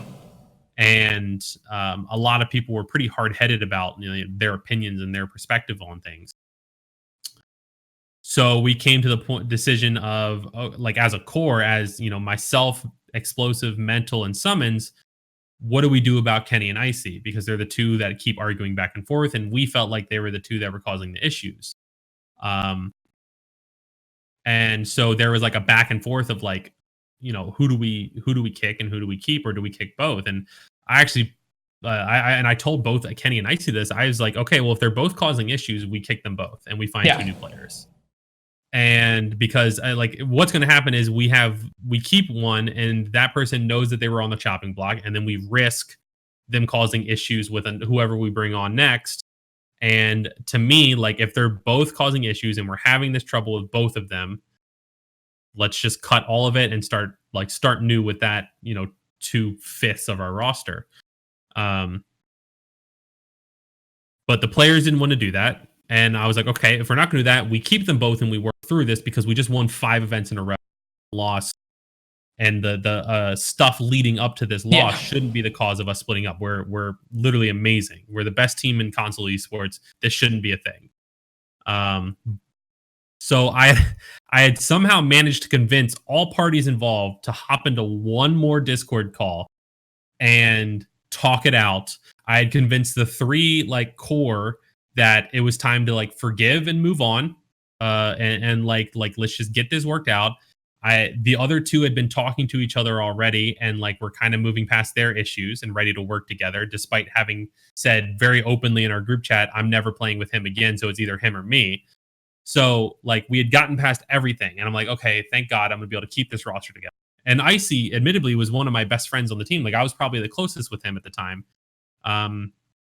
So it was like tough to see him on the chopping block. And I was trying to stay super open with both Kenny and Icy the entire time. And I was telling them, like, look, like, here's what we talked about as a team. Here's the issues. Here's what people are saying. So we got on this Discord call, and the core 3 were like still skeptical, but like I'd already talked to them and they were already willing to move on, but they were like acting more skeptical in the call and saying things that like, if you have the wrong idea, you can think that, oh, this means they're already done with me anyways, which is how Kenny interpreted it. So Kenny like kind of went on like a little tangent about like, well, like, oh yeah, well, screw you guys kind of thing. And it pissed them off to where, okay, never mind. Screw everything we talked about. You're done. You're off the team. Icy, congratulations. You're still here.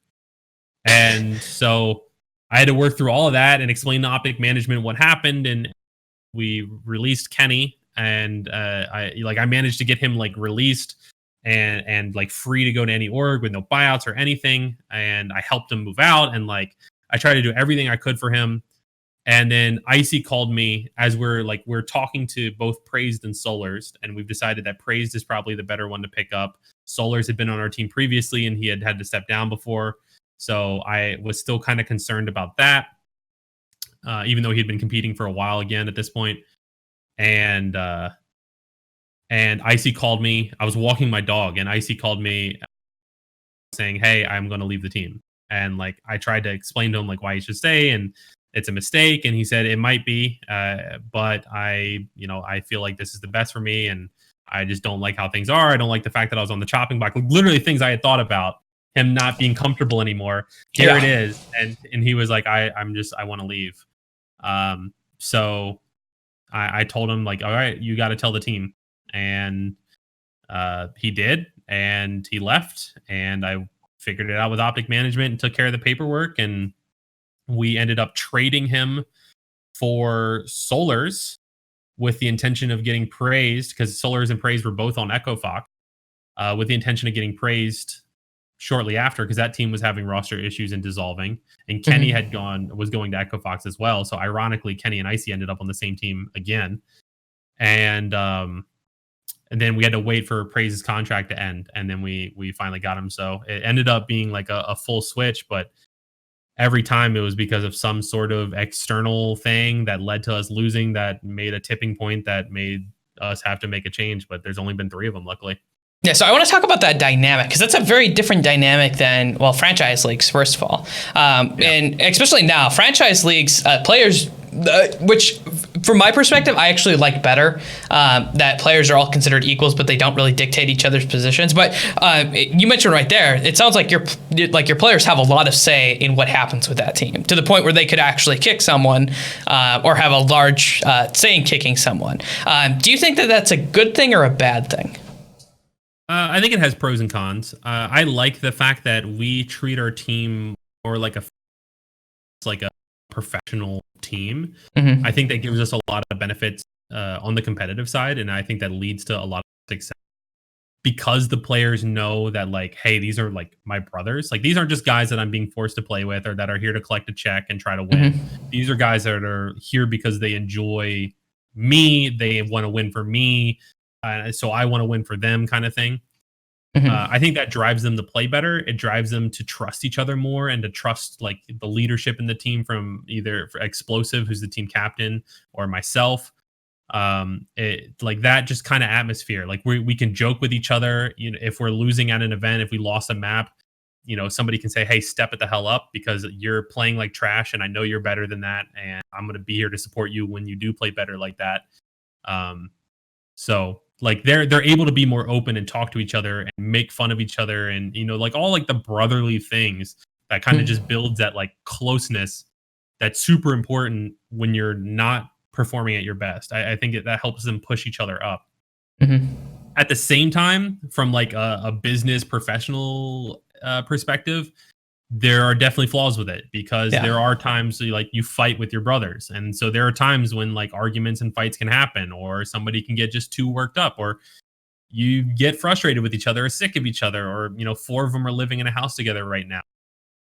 Somebody leaves dirty dishes in the sink, or somebody's dog pees on the floor, or whatever the case may be, and you have to deal with that out of game, and then you also have to get on and practice with each other. And like, you're already kind of knowing like, okay, his dog peed on my bedroom carpet and it smells like dog pee in my room, and now I gotta sit here and shoot for this guy so he can win his fight. Like, I'll let him die, kind of thing. Like, maybe they're not intentionally doing that, but I know that's like there. And I think in franchise leagues, like where it's like, okay, coaching staff comes in, they're hired, and management staff comes in, they're hired, and then they go, okay, what's the best roster we can build with our budget?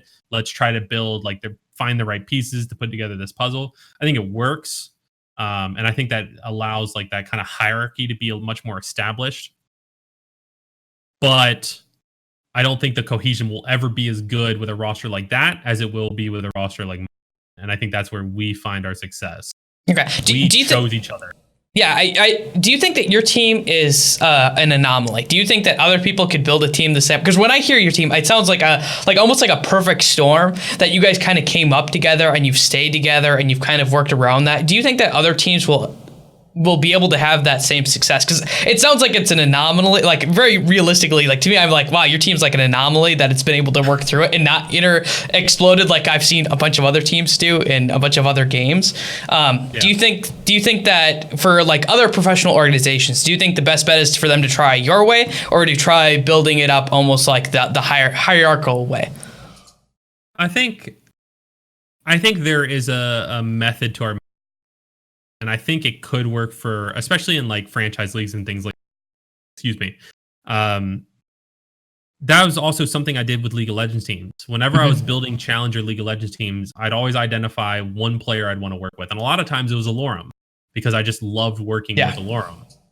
And from him, I would find and identify the other pieces of the puzzle. So I know Alorum's playstyle, I know his champion pool, I know his personality, so I need to find 4 other personalities, player styles, and champion pools that kind of can mix well with that.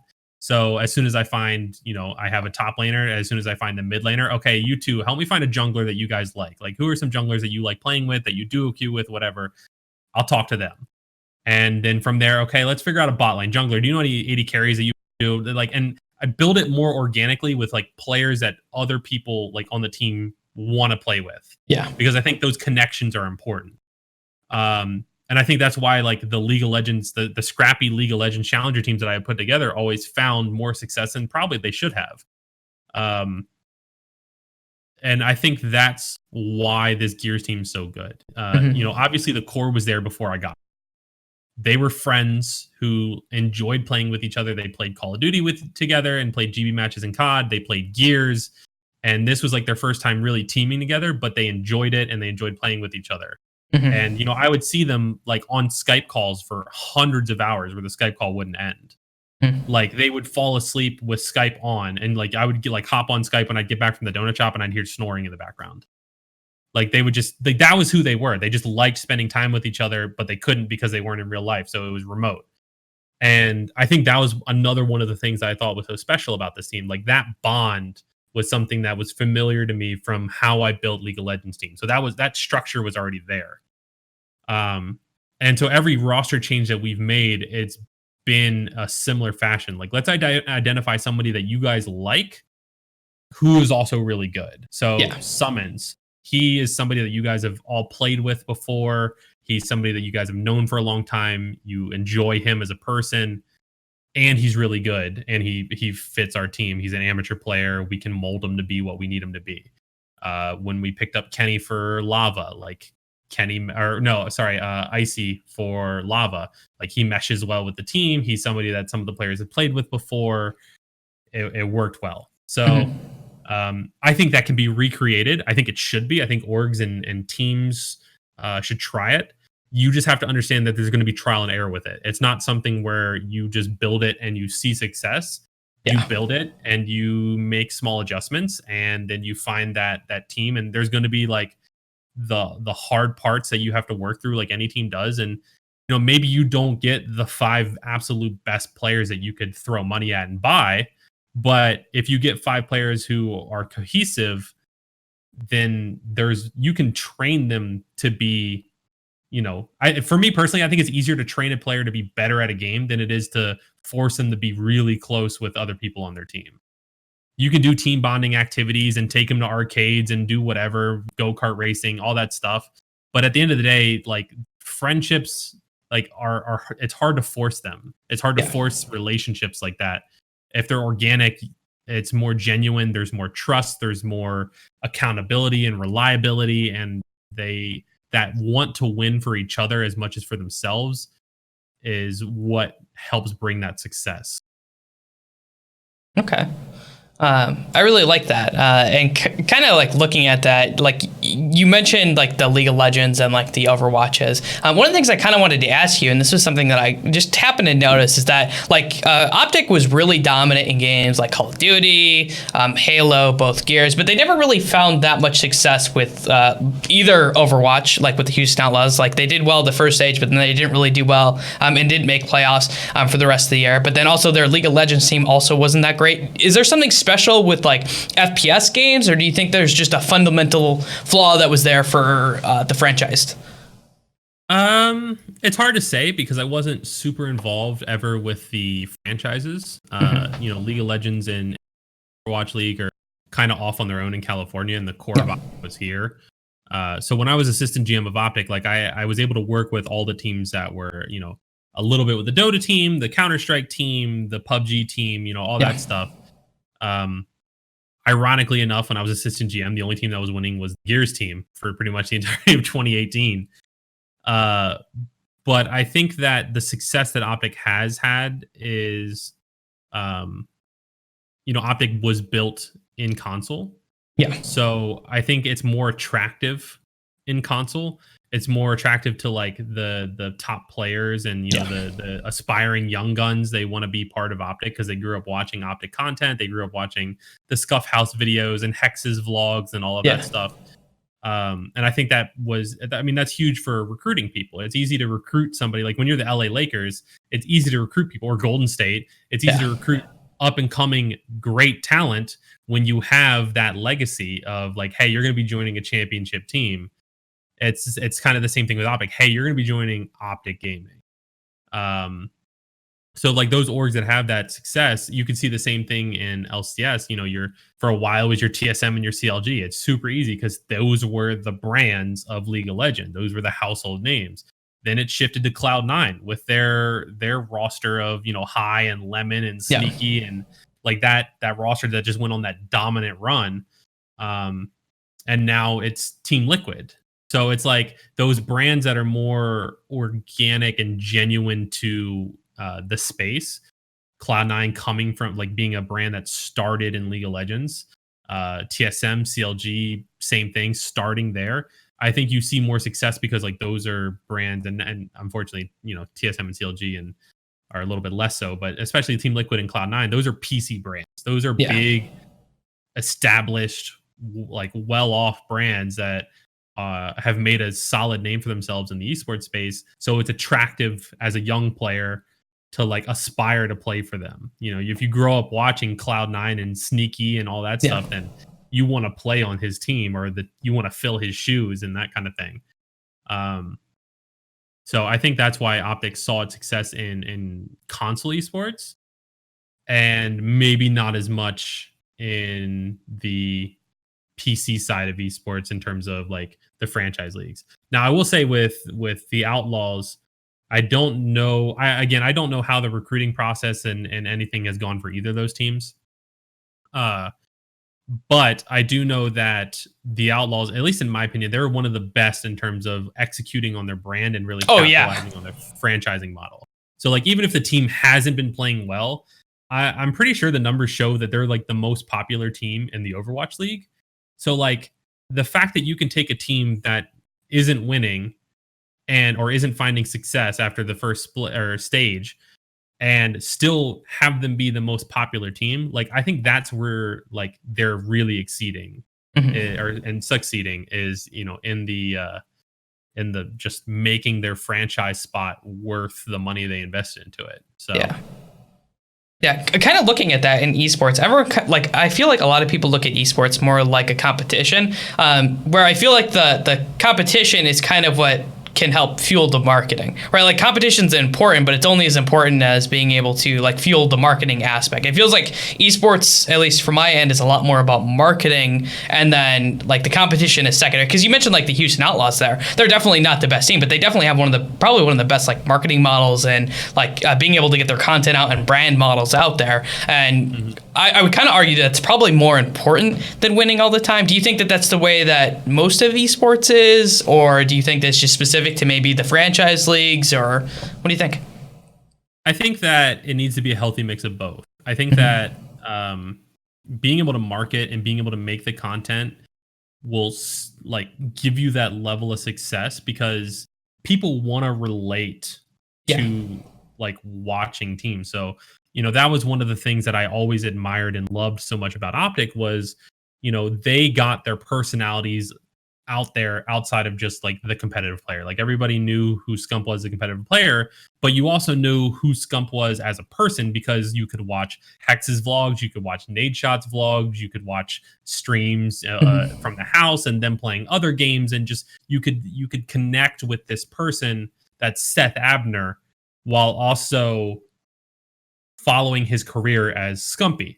So it would make you follow him no matter where he went, whether that was with Optic or if he went to another team or whatever the case may be. And I think because of that, people start organically cheering for, I say organically a lot, people start cheering for the team that person they're connected with plays for, which in Scump's case, for example, is Optic. So Optic builds this massive fan base because they do a really good job of capitalizing on content, which Optic started as a content team. And connecting their pro team with the content to get their personalities out there and building those individual fan base that then again supports and comes back to Optic. It's almost like a circle of life. Yeah. So being able to do that is really important. That being said, most people don't want to watch somebody who sucks. That is true. You could have the greatest content in the world, but if your team is coming in last at every single tournament, at some point, people are just going to go, oh, come on. Like, unless you're the Shanghai Dragons. Yeah, like it's just difficult to watch. Yeah. And there are some like teams where it's like they're the lovable last place team and you want to see them do really well. Yeah. But I think seeing teams that win, like being able to feel that, like once you're really connected with a player and with a team and a brand, when they win, it feels like you win. So having that kind of bond and then being able to give a trophy, it's not like when we felt like, we won a trophy as a Gears team under Optic, we didn't feel like we just won a trophy for us. We won it for every member of the Green Wall that was supporting us and supporting Optic. And that was something that we took pride in. And that's something that we look forward to taking pride in for whatever org we go to next. So I think the perfect scenario is you have that content, you have those players that you can get the audience to relate to and support, which then they'll support your team. And then you bring them that gratification of, hey, we won this. Thank you for the support, because without your support, we wouldn't have been able to do this. Like that kind of cheesy stuff, but it's true. Yeah. That's the scenario, the perfect scenario. Perfect scenario. Okay, so I actually want you kind of brought this up earlier, how you were assistant GM. You did not stay as assistant GM very long. It was like, I think 2.5 months. Was it just not the job for you? No, I was actually forced out of the role. So when I moved to Texas, I was brought on as a player support. And while we were with Optic before that, I was constantly like updating my resume and sending it to Hex and to Jay or Ryan. Yeah. At the time, to like say like, look, like here there's a lot of things that are amazing about Optic, and the back end I feel like I can help with, and I can do more than just coach this team and bring you guys trophies. I can help you. And until we came to Texas, there wasn't really that opportunity for me to do that, and they offered me the player support coordinator role, which turned out to be more than just that. I was really kind of just like it was like a glorified role as like a team manager, but for any team that needed it. So there was one point where I drove the PUBG team and the Obey Rainbow Six team in a big shuttle van from Dallas to Austin for DreamHack. And then just made sure like that the teams had anything they needed. And so I was working with all the teams under Infinite that like needed help.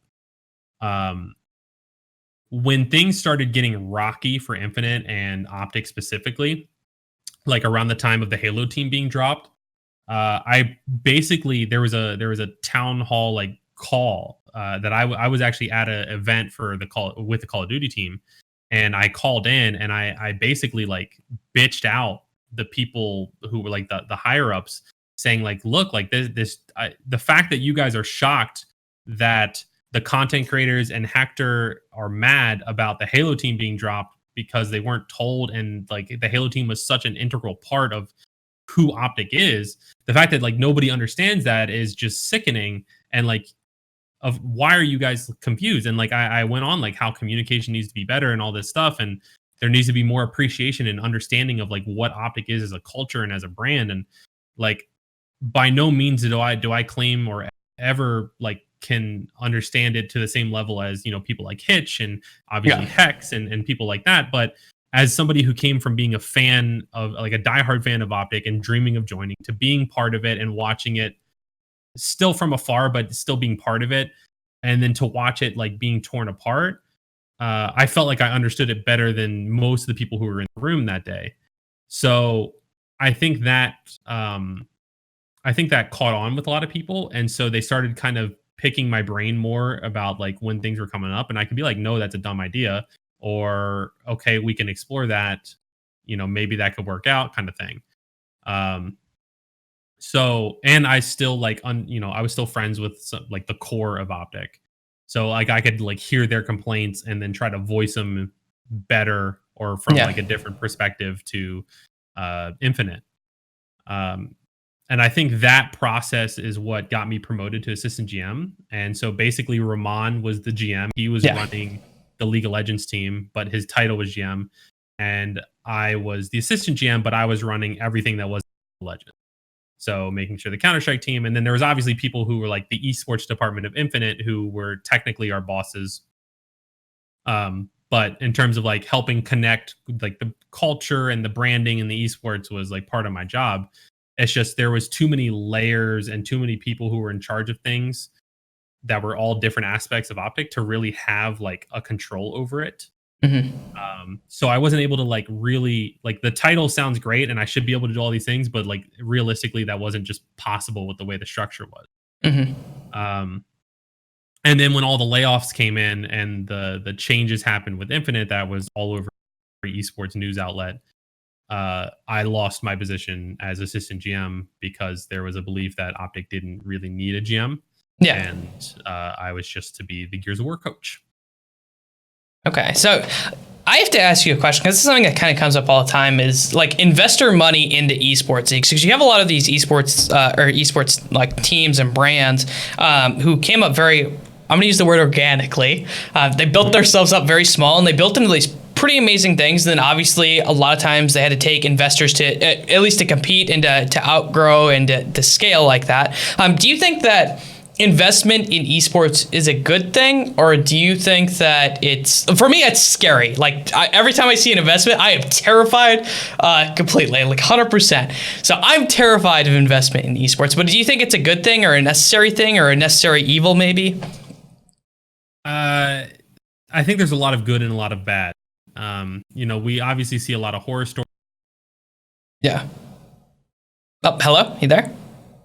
Oh, you cut off. Hear me? Yep, you cut off there. Can you hear me again? Yeah, I can. Okay. So I think early on, investment was often from the wrong types of people or the wrong people with money. And it was very new. So when people come in and you're used to being a gamer competing in tournaments and paying your own way, and somebody's come in waving money and salaries and all this stuff and making these kind of dreams, these childlike aspirations, reality, then you buy into it without really doing the research. And that still happens. So early on, it was kind of a struggle. I think Riot and their process paved a way to make it much more successful for both the investors and then safer for the players and the teams.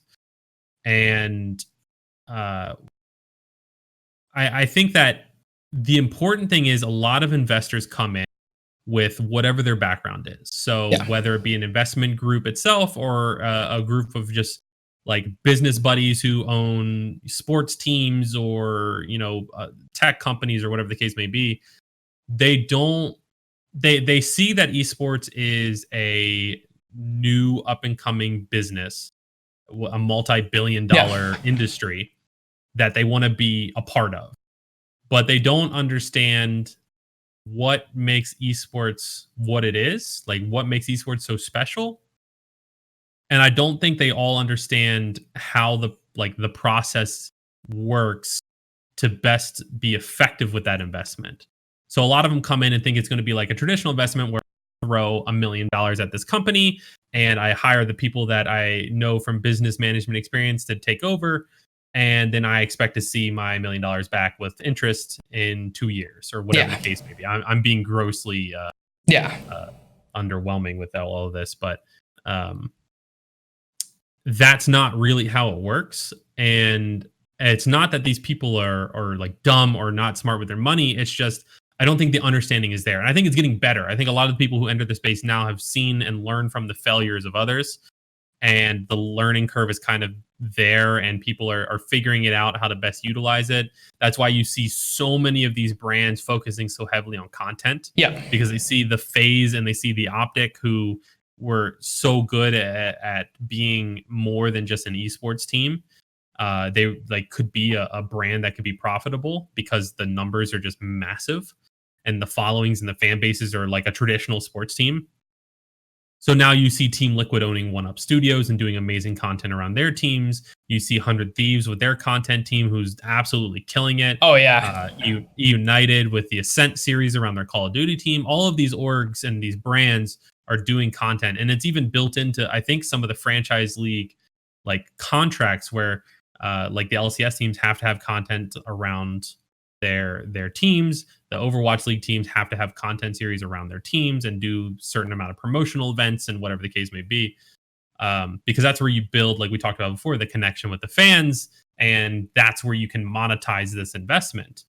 But I think it took a long time for people to learn that. And I still think there's some people who don't fully understand it, that, you might operate at a loss for a little bit, but if you do the other stuff right, then you can capitalize on these teams and find that return on investment. It's not like a sports team where you just, you don't just buy these players, you have to think about the bigger picture. An NFL team doesn't make their money from just buying the best players in the league. That's not how the Patriots make their money. The Super Bowl is great and all, but they make their money from their ticket sales and their merch and all of these endorsement deals and sponsored deals for the stadiums and all this other stuff that plays into it. So that's how they become a positive business. And that wasn't there yet for esports. It's there now and people are starting to do it right. But it was definitely a rough patch. And Optic, Optic saw some of the worst in terms of they went from this amazing org that everybody in console at least aspired to be a part of, that was one of the biggest brands in esports, to they have a Call of Duty team and a League of Legends team, and that's pretty much it now. Yeah. So they're bought out now, so they're not even I feel like the entire thing that was Optic, it's definitely never going to be the same Optic that people knew before. 100%, I don't think you can argue that you will never see the same Optic that was there before. Whether or not Optic retains or stays or whatever, it's never going to be the same. Just because it's not the same people anymore. And I think a lot of the people that made up Optic are what made Optic great. And a lot of those people are not there anymore because they're all gone. So I kind of wanted to ask you about future plans. Obviously, you're with Tox Gaming right now. You kind of grouped together with the Halo team. Are you guys planning on staying there? Or are you hoping to get underneath a major org? So Tox Gaming was just for the weekend of E-League. Yep. We were hoping to have an org for E-League, but unfortunately, it's a process, and yeah, and entering a space like Gears of War is not an easy decision to make for a lot of these orgs that have pandemic sponsors that go, wait a minute, like this is so violent. What? Yeah. So it's more of a process, and it's a lot more checks and boxes that need to be checked off for these orgs. So the process takes a long time. So we needed a team name for E-League, and my idea was, we could make up a team name and go as, whatever we wanted to call ourselves.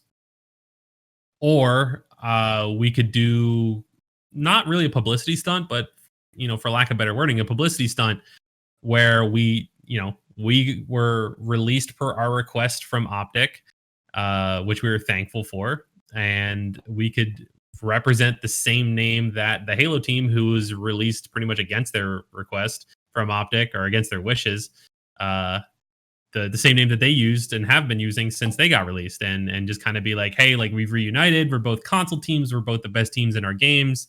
And, let's have some fun for one weekend. So I reached out to Snakebite, and it clicked. He loved the idea. We loved the idea. I think they gained like something like 4,000 to 6,000 Twitter followers over the weekend. And, we got to win a trophy under Tox and show some love to them because they'd always been super supportive of us when we were both Optic. So it was a cool experience. But overall, we're weighing all of our options. We're talking to pretty much any org that you can name in terms of, what is available for us. And, we just are trying to find the right one that makes sense, not only from a financial perspective, but one that feels like a home. Because one of the biggest things for us is, we all joined Optic with the impression of, as long as we do our part and, we don't do anything crazy that gets us fired, this is where we retire. Like, this is where we retire as players and move into, some other role of esports or content creation, or this is where, like, we retire as managers at 70 years old and let the next generation take over. Like, Optic is home. We're Optic till we die. And unfortunately, that's not the case. Unfortunately, we had to make a tough decision, and because of the way everything was going. And now, that's something that we still look for. We're not one of those teams that wants to just hop from org to org and do 6-month to year-long contracts and then go to the next option. We want to go to a place that, like, loves us and appreciates us, loves that we're going to fill up their trophy shelves for them and who we are as people, and want to support us through that until our thumbs fall off, and then until we can provide something else, so that's a really big factor for us, and it's something that makes the process longer on our end too. Yeah. So do you want to stick with Gears? Because obviously you've done other management and coaching. Is Gears what you see for your immediate future, or do you want to look at other games or other management positions? I think my dream is to be GM of an org or a brand or some type of. Help. Cut out there again. Did it cut out again? I don't know why it's doing that. No. Okay. I think my dream is to be part of an upper management, like a GM role, for an org or a brand that I am genuinely passionate about. Optic was that. I got a taste of it. I felt like I was really good, and all the players that I got to work with said I was really good, and they appreciated, everything that I did for them. And I can see that I'm good with the success that my Gears team has. And I've always done all the management around them. So I think that that's like kind of where my calling is, and it's where I'm the happiest. But, for now, like, I'm also a good coach in my opinion. And I think I'm one of the better coaches, if not the best, in Gears Esports. So I'm happy with my team. I love, like, helping push my players to, like, see success. And so I'm definitely not unhappy with where I am, but I definitely have aspirations to be something more than just a coach. Mm-hmm. Okay. Awesome. I've had a lot of fun having you on the show, Ashes. I think it's been we've been here for almost 2 hours, so it hasn't felt like 2 hours. Really? So yeah, no, this is how the show goes, man. Is like I get you out here and then I make you forget about time. That is like my goal is to make you forget time exists for a little bit. So I just wanted to thank you for being on the show. It's been a lot of fun. I think we've learned I've learned a lot about you, and I think everyone who watches will learn a lot about you. I have one last question for you. It's really easy or hard depending on who you are. Having had the experience being on this show, if you could have anyone to be on the show that you would like to watch, who would it be? The only caveat is they have to speak English and be involved in esports in some aspect. You know, my first thought goes to somebody like Hex, but I feel like I've watched his vlogs and his own the Eavesdrop podcast so much that I feel like I know that guy really well. Yeah. So it would have to be somebody. I don't know if he speaks English, but somebody that I've always wished there was more content around because I look up to him in a lot of regards. There's like 3 people in esports that I try to model my coaching methods after. Weldon. Mind Games Weldon. I love his kind of psychological approach to things. Last Shadow or LS. I know he can be kind of abrasive, but I love that he is so like detail oriented that he can explain to you in an argument why you're wrong every step of the way and make you feel like an idiot so that you have to listen. I don't think that's always the most effective, but it's fun to watch, and I appreciate that. Like I said, that attention to detail.